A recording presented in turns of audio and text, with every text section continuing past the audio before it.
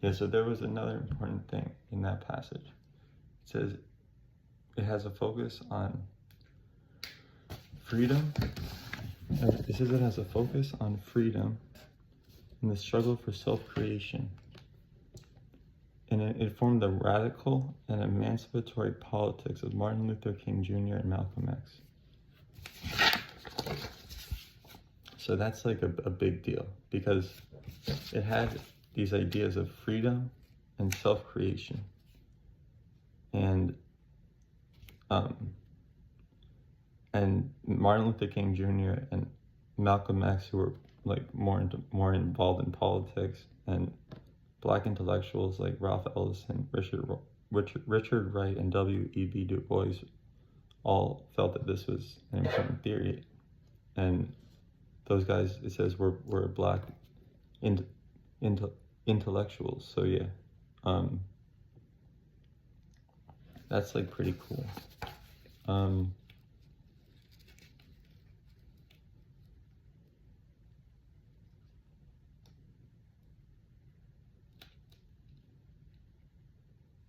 Okay, so now I have another quote. So it says, with this broad and diverse range of incarnations, it is difficult to explain what the term existentialism refers to.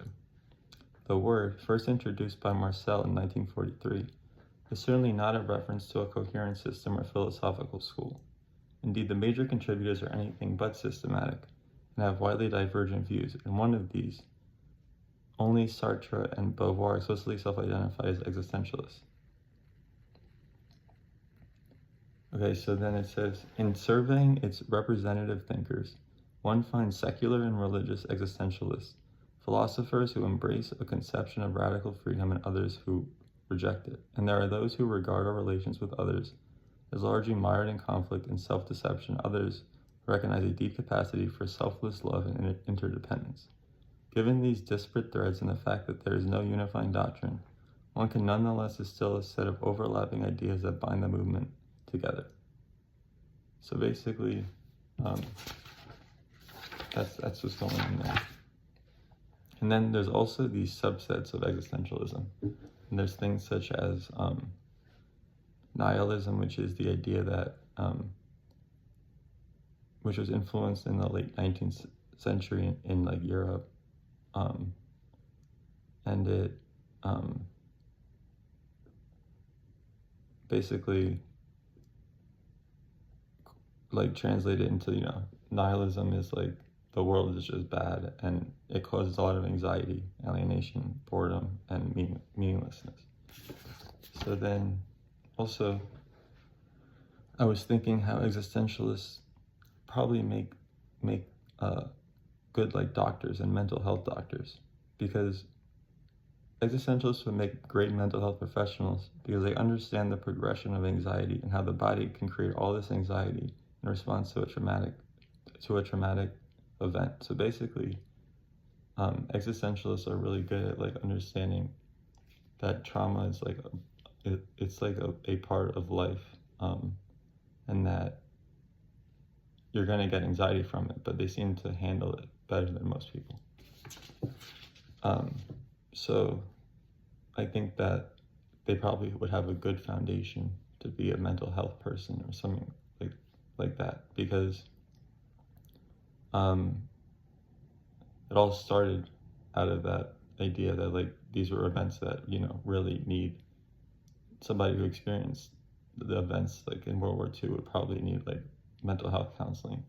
So the ideas that stem from it are kind of to support that people and have them like move on and live a full life after experiencing trauma. So they would make good mental health professionals. And then I have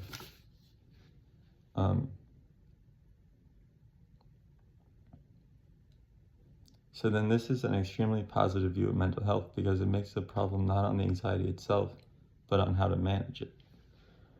And in a general sense, existentialists may be able to clue us in on very important trends in mental health and possible answers to psychologists today.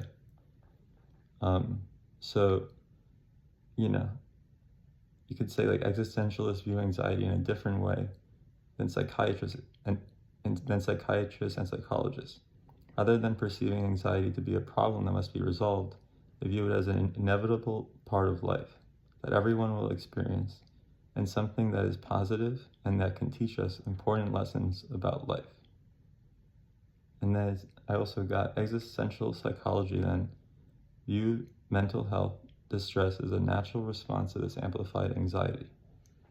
In his work with people with, that was like an ad for someone that I was just reading off a Google search I did there. So yeah. So like basically it was them saying that this doctor is good at treating depression and stuff because he's an existentialist. And then I think this is the last slide. It's about Friedrich Nietzsche. So Nietzsche believed that there was undeniable proof that God was non-existent, and he strongly believed that humans had